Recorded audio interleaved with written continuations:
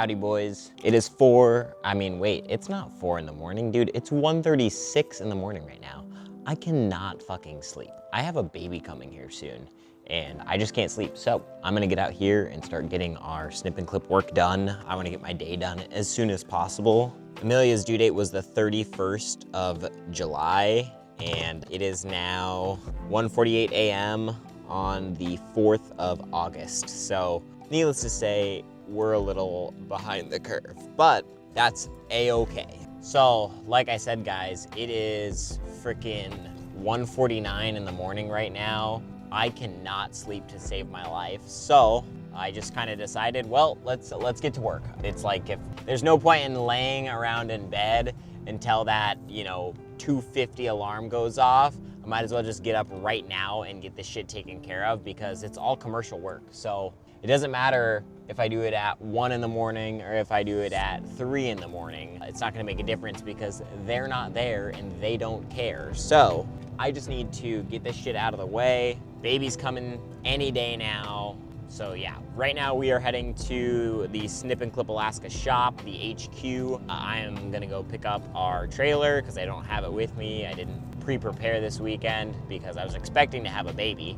So anyways, I'm going to the shop right now, picking up a Snip and Clip trailer, and then I'm gonna hit the one property that I absolutely hate. I always say this, I've said this to everybody. I said this to Jeffrey in, I don't know, 1 or 2 videos before this, but if you've got something hard to do, say you've got a lot of tasks during the day, do the freaking hardest one first. Why would you do the easiest one first? Do the hardest one first, get it out of the way, or do the one you hate first, get it out of the way, move on. So I'm going to do my little medical complex that I hate. I should be done with that 3 in the morning-ish, and then that'll be perfect to go get fuel, grab a Red Bull, make my drive into Anchorage, and then hit all my Anchorage stuff. It should put me around, I wanna say 6 a.m. to be out in the valley over at my other commercial property that I'm not the biggest fan of, but should put me in around then. So we're pulling up to the shop any second now. I'm gonna get this trailer hooked up and then I will take it from there. All right, getting everything swapped around here. Got Adam's truck running. I gotta run into the shop and grab the jack so I can jack his trailer up off of his hitch, get mine on there, and then we're beans from there. So we'll keep it rolling, folks. Well, I was able to weed whack the first property, but the sprinklers were on. So I fucking turned around. It's 2:22 right now. I was there for maybe 10 minutes. I'm gonna fill up the truck. I'm gonna hit that again later. That's really annoying. I fucking hate sprinklers. Yeah, just filling the truck up, then we're heading into town, hitting auto zones, hitting classic collisions, and then back out to the old Val Dizzle to do everything else. I am expecting to be done with my route, everything except my biggest property, which is my favorite property, everything except Alaska Gear Company, I'm expecting to be done with by 11:30 in the morning. So we'll see what time I end at, but I'm shooting for 11:30. That is the goal. So, see ya. I don't know what it is about Anchorage, AKA Los Anchorage, but I always feel like I'm gonna get shot when I'm here working. There is so many homeless fucking zombies walking around just high off of fucking all the bullshit, and they're just walking around living life at fucking 3 in the morning. It is actually, we're going on 4 right now, and I've got 3 more properties to do. I should be in town for another hour and a half, so, and then I'm headed straight out to the valley to do my valley stuff. So I'm just gonna keep cranking out this morning as fast as I can, because why not? Why wouldn't I? So keep on rolling.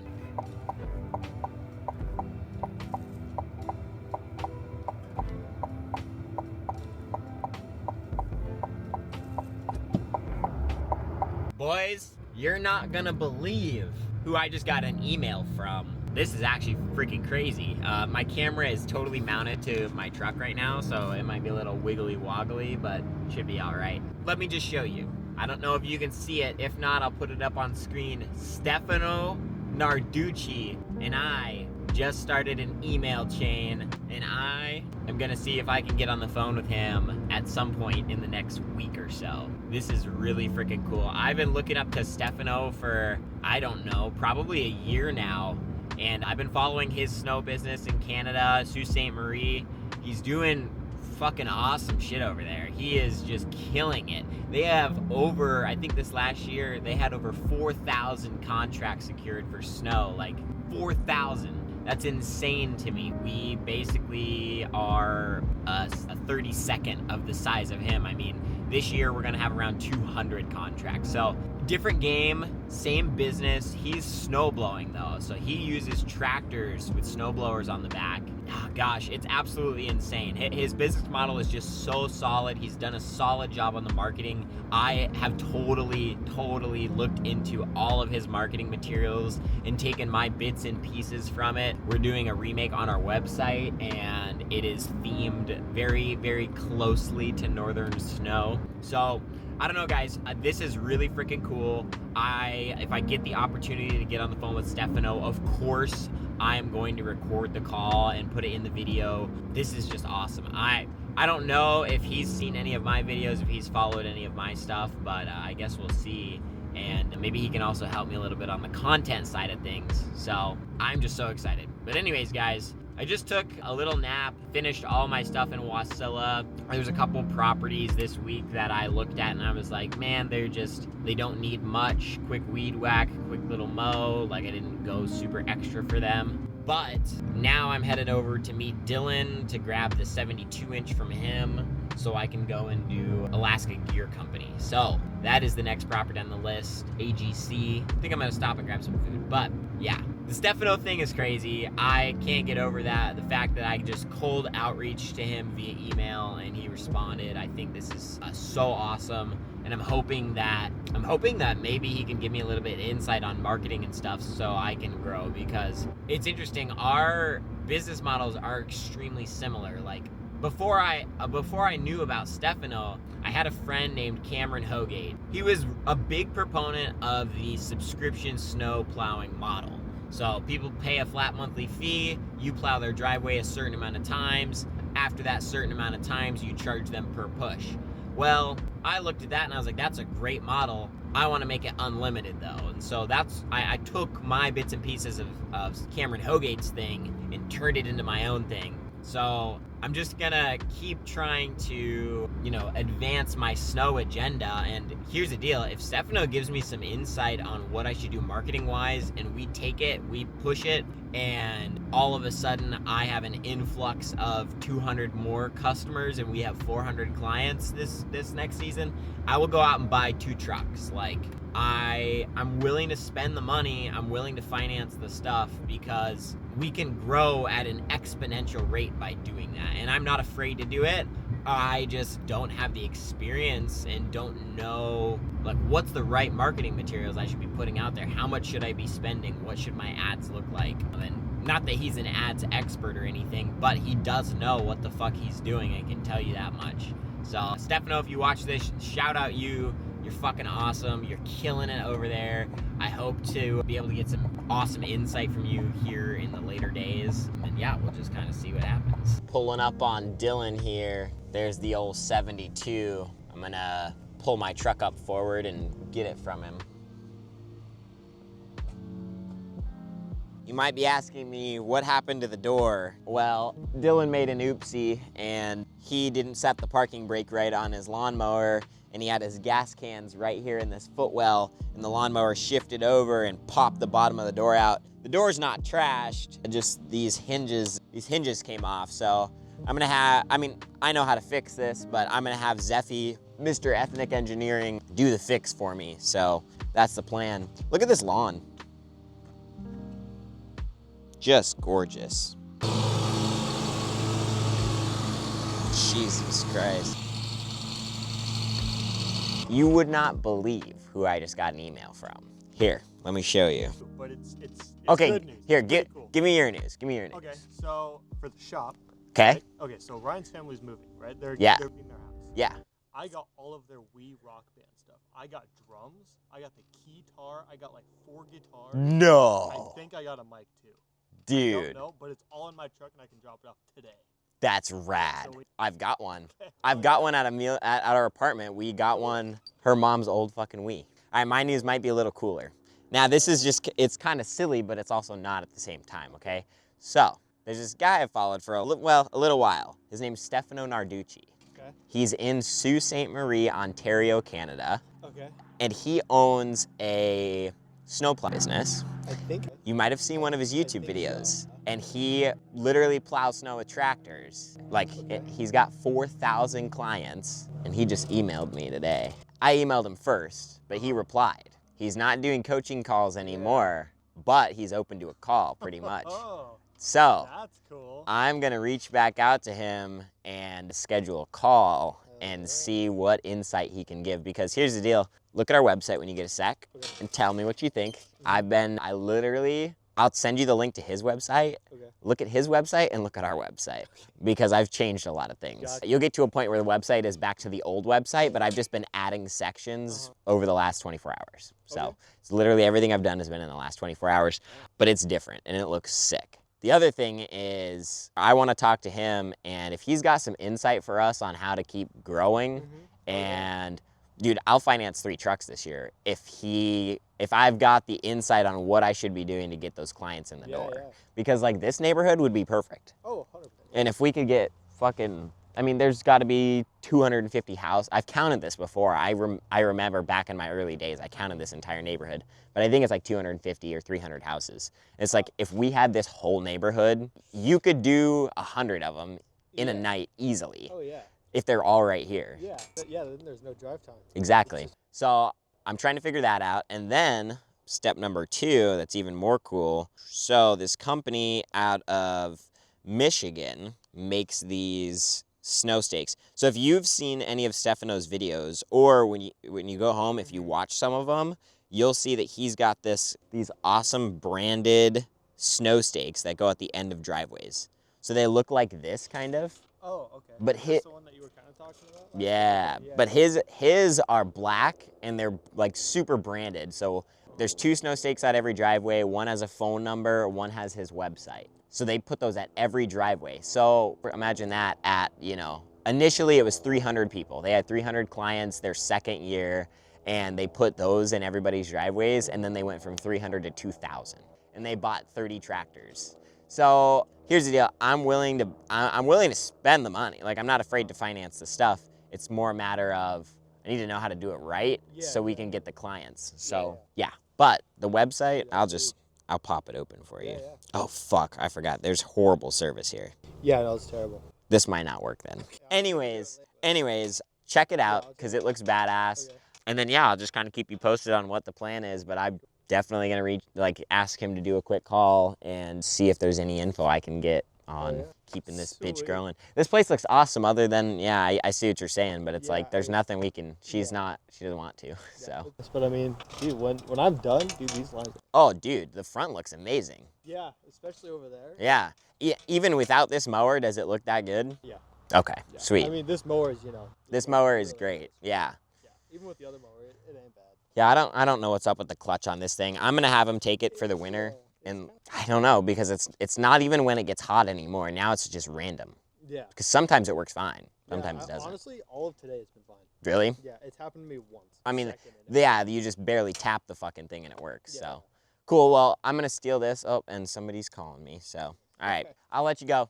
See you, bud. Have a good day. Good work. This thing is so wide, I've got to move the gas cans out of the way just so I can fit it in the trailer. All right, that should be good. All right, well, leaving Dylan to it. Got my mowers loaded up in there, as you can see, and I'm gonna be heading over to Alaska Gear Company.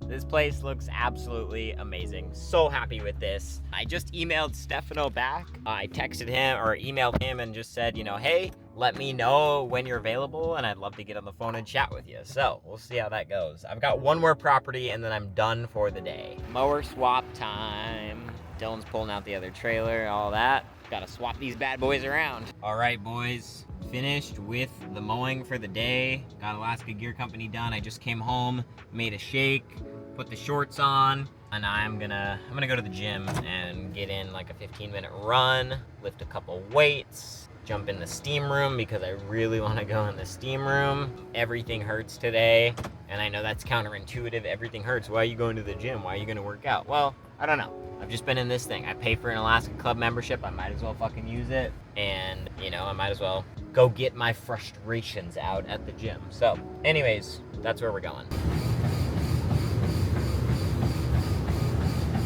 Oh, boys. Gym is complete. I just forced the rest of this shake down my gullet. Oh, I feel horrible. That was gross. Oh, but I need to start putting on more calories because I'm really just in a, like, I feel like I'm always calorie in the black, where it's like I'm never gaining weight, but I'm never losing weight. But I really would like to gain weight. I'd really like to get up to like 150. Like, I'd be happy at 150. I could put on some muscle and just look decent. I feel like I look all right, but I'd like to, you know, amp that up a little bit. The nice thing is, gym and my house are literally fucking like 5 minutes from each other. Maybe there's a back way, like side shortcut that takes me literally 3 to 5 minutes. But anyways, pulling up at home, I'm gonna hit a quick shower. And all right, well, sitting here waiting on Stefano to get back to me. I've been sitting here modifying our snip and clip website. I've done a ton of modifications to it. I've made it run better, it looks better, it's more aesthetically pleasing, all of that kind of stuff. I am gonna go drive down to Swickard GMC of Wasilla, and I'm gonna go see what type of work trucks they have in stock. It is about that time of year, and I really do think we're gonna need another 1 to 2 solid plow trucks. So I'm gonna go see what they've got. Let's check it out, I guess.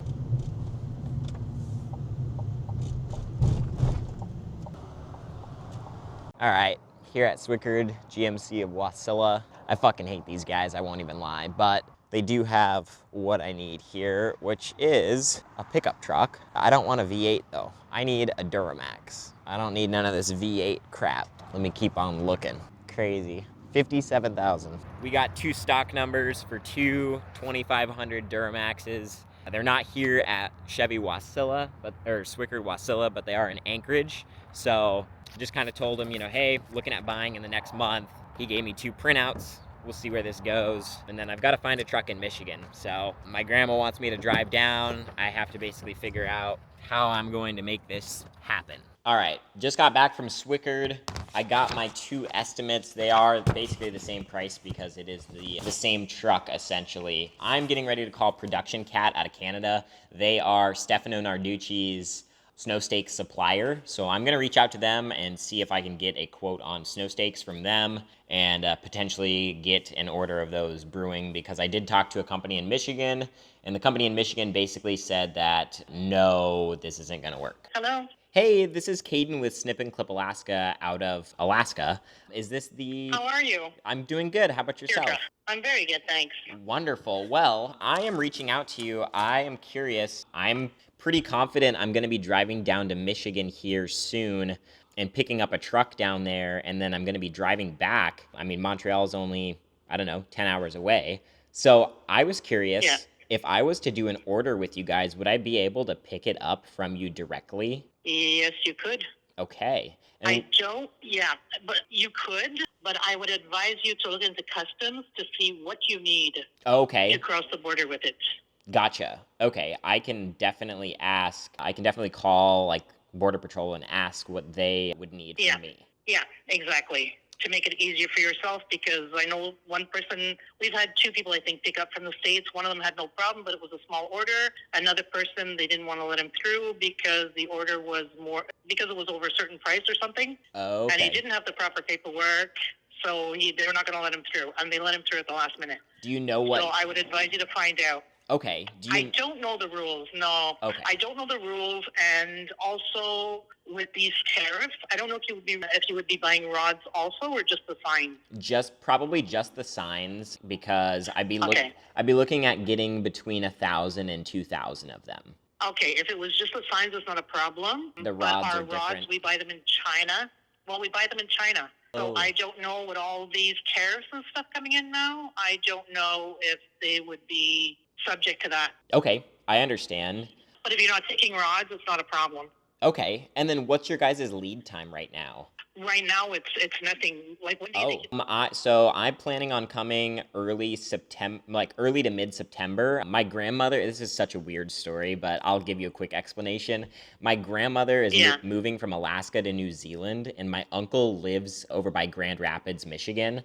And so Okay. she's having me take a U-Haul truck and drive his china cabinet down. Okay. It's such a funny story. And then I'm getting ready to buy another truck. Well, I'm getting ready to buy 2 more trucks, but I think I might Okay. just buy one in Michigan and drive it back up. And it would be perfectly convenient for me to come over to you guys and pick up a load and then bring that At back. the same time. Yeah. Yeah, no problem. If you were to tell me mid-September, it wouldn't be a problem. I'm gonna try to go in on Thursday because I'm off for the summer. Oh, okay. But I'm gonna try to go in on.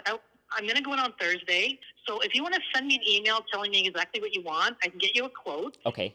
And if you were to tell me, I'll come pick it up between this date and this date, we can be sure to have it ready for you at that time. That would right be now, awesome. I mean, orders are just starting to trickle in, so we're not in our busy period, but we will start getting busy at the beginning of September. Gotcha. Yeah, no, I've been in connection with Stefano, and he's been giving me some advice, and so I think we're totally on board with doing it with you guys. There was a company, I tried to see if there was a company that did it cheaper, but you guys are literally the cheapest it's gonna get. Who did you try? I tried a company in Canada called, hold on, let me get their name for you. But they quoted me, let me see, it was a lot. For 1,000 signs, they quoted me $5,400 US dollars. And what are... Oh my God. Yeah, and let me see what their company is called. Why can't I remember? Great Lakes Marketing Products. They're out of Grand Rapids as well. Do you know why? Because they're a reseller. Okay, that makes sense.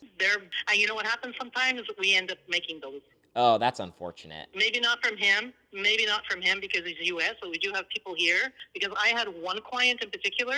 Because what happens is if you decide that, we'll send you a quote, and if you decide that you're going ahead with it, you give us a 40% deposit, and then we go ahead and make a visual for you, and we send it to you for your approval. Right.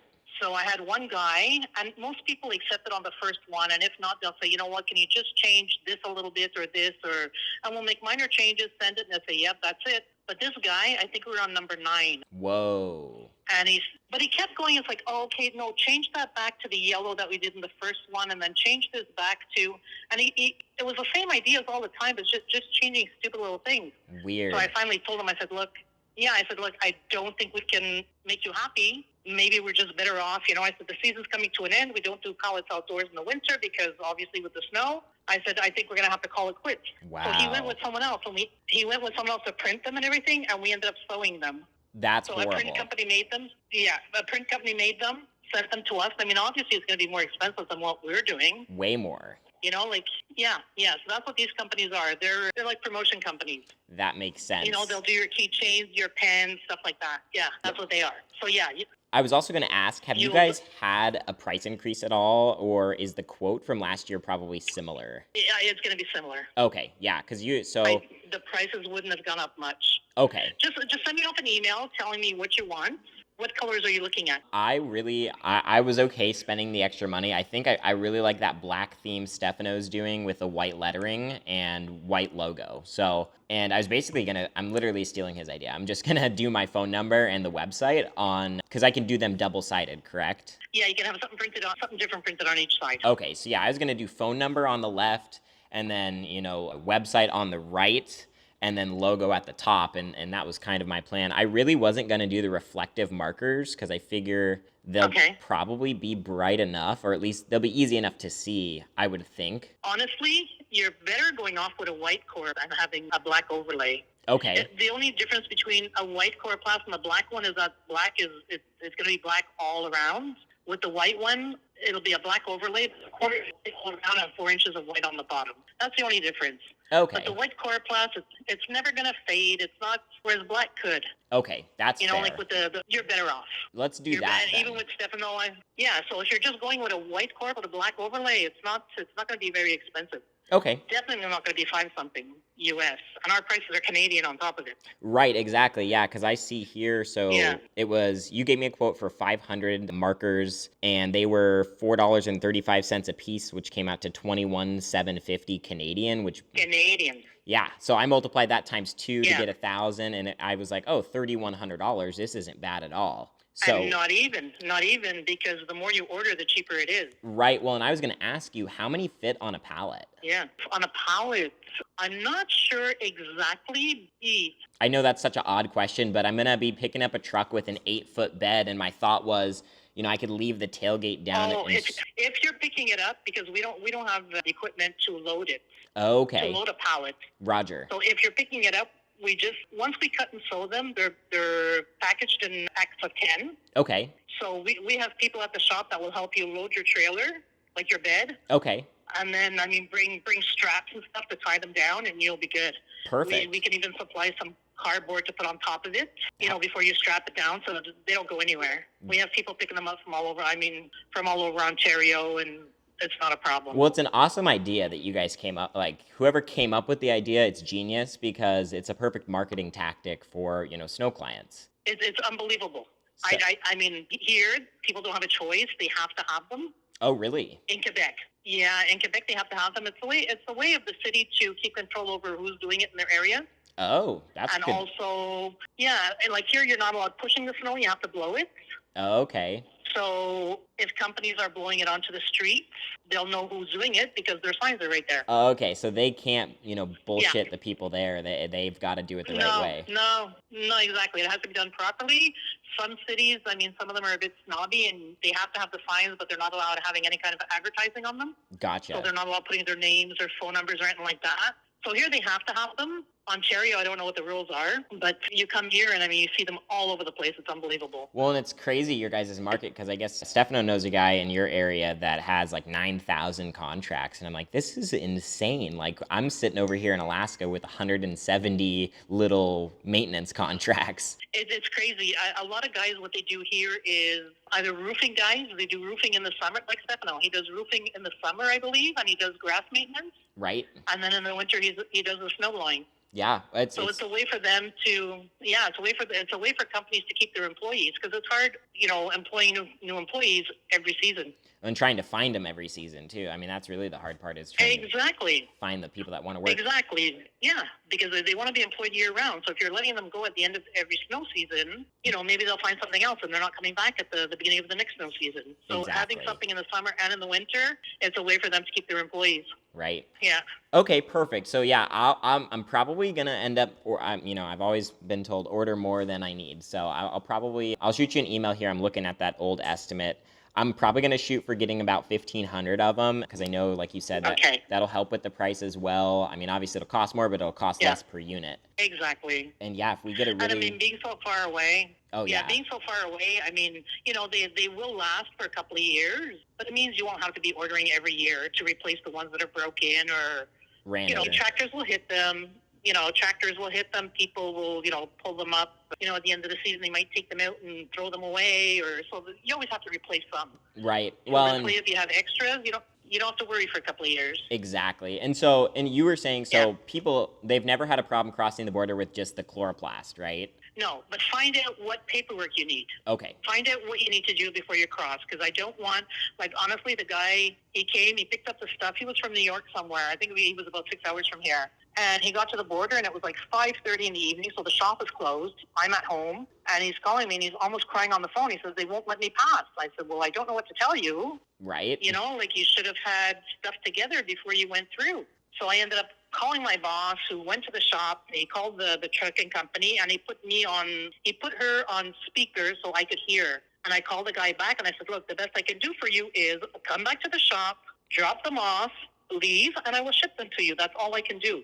Right. And after a couple of phone calls, he called me back and he goes, they're letting me pass. I was like, you're lucky, because, the guy, he said they realized that it really was a mistake. I wasn't trying to get away with anything. It was an honest mistake, so they did let him through. But you don't know who you're going to get. Oh yeah. Well, You know? sometimes you get and I've been through 5 or 6 times just driving trucks up here and cars for family members, and the Okay. one time they were like, "You're trying to move this car and get paid for it," and I was like, Yeah. "I'm driving this for my grandmother, and I'm not getting paid for it. Like, I don't get this." Yeah, I know. The one guy, another guy that did come up to get his stuff, he was borrowing his friend's pickup truck, someone Oh. else's trailer, and I told him, I said, you make sure that you have nothing in that trailer Yep. Or or nothing in the truck that doesn't belong to you. they will get you. I want your border security. Like make sure that everything in that truck belongs to you, because if they find like a knife in the back seat or something, you're in big trouble. Make sure that everything is yours. Trailer is empty, truck is empty, only your personal item. Right. And for him, it went fine because I believe it was under $800. Okay, so it has to be under a certain amount. Yeah, that's what the problem was with the other guy. He didn't have a customs broker. Okay. So that's what it was with the other guy. If it's over a certain amount, you have to have a broker for it? Yeah, I believe if it's over $800, you have to have a broker. Wow. Okay. Well, good to know. I will definitely call. Yeah. I'll call the border down there. I know getting back into the U.S. Yeah. I mean, coming to Alaska, it shouldn't be a problem. They're usually super cool. But I guess, well, I might not have the biggest issue. It depends on how I decide to do it, because I have a call scheduled with Stefano sometime this week, and I might try to see if I can pop by his shop and see all his stuff. So I might just drive through Canada the entire way. Who knows? There you go. All right, then. So send me an email. Tell them, just putting it that you want a quote for a 1500 white with black print, and I'll go in on Thursday and I'll take care of that. Okay, perfect. So 1500 white. I'm typing this right now with black print. Yeah. And then, do you want me to put what I want you to put on the signs as well in this, or do you want to wait? Let me get you the quote first, and if you decide to go ahead with the quote, because I know you want your name on one side and your phone number on one side and your website on the other. Yep. Yeah, you can put that in the email too. Okay, perfect. I'll send a second email. I'll put it in there, and then let me jump off the phone with you, and I will call customs and see what they say, and then find out what you need. Yeah. Yeah, sounds great. Well, I really appreciate it. No problem. I'll talk to you soon. Thank you. Bye. Thanks. Bye-bye. Awesome. Well, now I need to call Border Patrol and see what they say. So let me make this call. Hello? Oh, is anybody there? Hello? I can't hear ya. Is this the border entry in Alaska? Hello? Their phones don't work. I just grabbed a quick bite to eat here at the apartment, and my good buddy, hold on, let me plug this in. My good buddy, Kaedyn Lynch, who owns a snow plowing and lawn care service as well, he reached out to me and wants me to come check out his new shop location. So I'm gonna swing over there, say hi, hang out for a few minutes. Right now it's like 2 p.m. So I'm just gonna go hang out with him, chat it up, waiting to hear back from Stefano still. He's a busy guy, so he's managing, 40 or 50 people at a time, so I get it. So I'm just waiting for him to get back to me. Been working on the website all morning, been on the phone with the production company in Canada, called a company here in Alaska as well to see if it's something they can do custom. So we'll see how all this goes. But anyways, going over to his shop now. Kaedyn's shop is absolutely sick. I totally can't blame him for spending that every month to have that nice of a shop. Makes my shops look like shit, I can't lie. But anyways, I'm back at the house. I need to actually call one of my lawn and snow clients, and I need to ask her a question. That question is very, very important. I want to ask her, what value can I provide out of our snow service that I currently do not provide? Whether that be the snow stakes like Stefano Narducci does, or if it comes down to me coming back a second time to, clear the city plow snow, drifts that get right at the base of the driveway that make a horrible bump for clients. I want to figure out what I can do to provide more value in the sense of my snow business. And so, yeah, I'm reaching out to one of my good lawn care and snow plowing clients to ask her firsthand. All right, boys, that's it for the day. I just went out on the boat, had a little fun. Now I'm done for the night. So, time to go to bed. Catch you guys in the next video. See ya.